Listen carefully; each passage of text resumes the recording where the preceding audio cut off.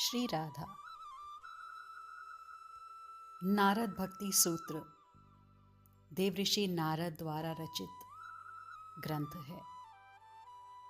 भक्ति के सार, स्वरूप, महत्व, लक्षण और साधनों की व्याख्या करने वाला एक महत्वपूर्ण सूत्र ग्रंथ है, जिसे आज हम गुरुजनों की कृपा से, श्रीमती राधा रानी की कृपा से आरंभ करेंगे। 84 सूत्र हैं इसमें। यह ग्रंथ भक्ति को जीवन का सर्वोच्च लक्ष्य और उसे प्राप्त करने का सर्वोत्तम साधन मानता है तथा प्रेम द्वारा परम मुक्ति पाने का सरल रहस्य बताता है। तो बने रहिएगा इस यात्रा में। ये तो हम सब जान ही गए हैं कि प्रेम रूपा भक्ति के आगे सब व्यर्थ है। आज तक जो भी व्याख्या हुई, पूर्व में जिसकी व्याख्या की गई, वो सब जीवन को नीरसता ही दे गए हैं। अब सरसता की चर्चा है, सरसता की व्याख्या है, क्योंकि प्रेम का गायन ही श्रेष्ठ गायन है। प्रेम की चर्चा ही श्रेष्ठ चर्चा है। प्रेम की व्याख्या करना ही वाणी की धन्यता है। और अब यही अद्भुत सत्संग हमें मिल रहा है। ये आनंद हमें नित्य मिलेगा इस ग्रंथ के माध्यम से।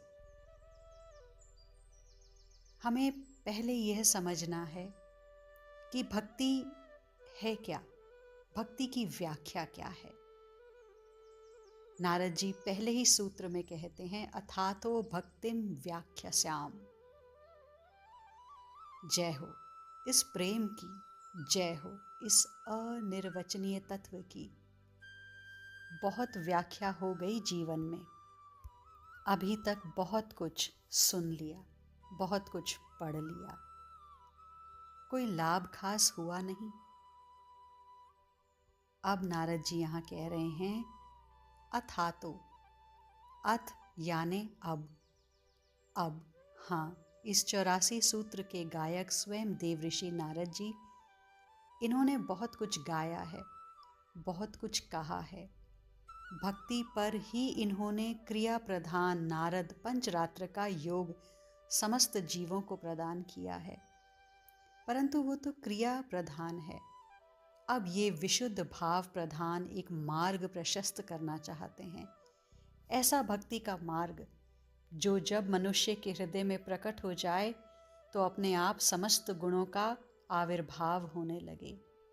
ये भक्ति है, ये प्रेम का मार्ग है। ज्ञान का अधिकारी वही होता है जिसमें वैराग्य हो। योग का अधिकारी वही होता है जिसमें शम, दम आदि गुण हो। किंतु भक्ति का अधिकारी कौन है? भक्ति किस गुण की अपेक्षा करती है हमसे?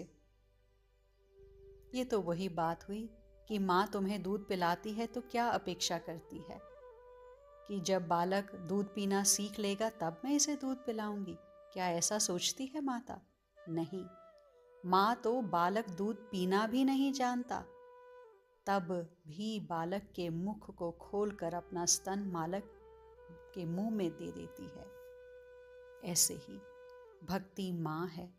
साधक में उसे कोई गुण अपेक्षित नहीं है, बस एक गुण चाहिए, वो रोए, बस रोए। और जैसे ही वो रोता है, माँ का हृदय पिघलता है। हम भी जब अपने प्रिया प्रियतम को रोकर पुकारते हैं तो भक्ति हमारे हृदय में आती है। मन शांत हो जाए तब भक्ति आएगी? हृदय शुद्ध हो जाए तब भक्ति आएगी? नहीं, भक्ति आएगी तब मन अपने आप शांत हो जाएगा। भक्ति हृदय में आएगी तो हृदय अपने आप शुद्ध हो जाएगा। ये भक्ति ज्ञान की तरह सीधे नहीं चलती, इसकी चाल अटपटी है। ज्ञान में तो पहले शुद्धता आवश्यक है ना। शुद्ध पवित्र हृदय में ही, विवेकवान साधक में ही ज्ञान का प्राकट्य होता है। किंतु भक्ति तो अशुद्ध आचरण वालों के हृदय में भी प्रवेश करके उसे पवित्र बना देती है। तुम्हें कुछ नहीं करना। ज्ञान पिता है, पर भक्ति माँ है। पिता बालक को गोद में तब लेता है जब वो साफ सुथरा नहाया हुआ हो। मल से सने हुए बालक को कोई पिता गोद में नहीं उठाता, किंतु माता तो मल से सना हुआ भी हो, गंदगी के ढेर में बैठा हो, फिर भी उठाती है, और उठाती ही नहीं, उसे शुद्ध पवित्र बनाकर भगवान के गोद में बिठा देती है। ज्ञान पिता है, इसलिए ज्ञान को शुद्ध पवित्र साधक की आवश्यकता है, किंतु भक्ति तो माँ है। वो कहती है, मेरी ओर दौड़ो तो सही, अपने दोनों हाथों को फैलाकर दौड़ो, रो लो, फिर तुम्हें कुछ नहीं करना, सब मैं ही करूँगी। अच्छे अच्छे सिद्धों की जो स्थिति है वो मैं तुम्हारी बना दूंगी। सिद्धों के गुण तुम्हारे अंदर आ जाएंगे। भक्ति की यही विशेषता है। आप इस भक्ति के मार्ग में चलो तो सही।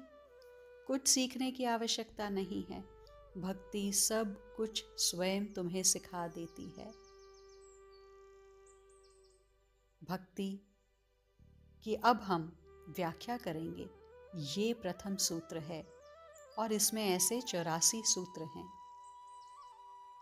क्योंकि प्रेम रूपा भक्ति के आगे सब व्यर्थ है, इसीलिए इसी की चर्चा आगे करेंगे। सभी इस यात्रा में बने रहिए, साथ रहिए। आज के लिए इतना ही, शेष आगे। श्री राधा।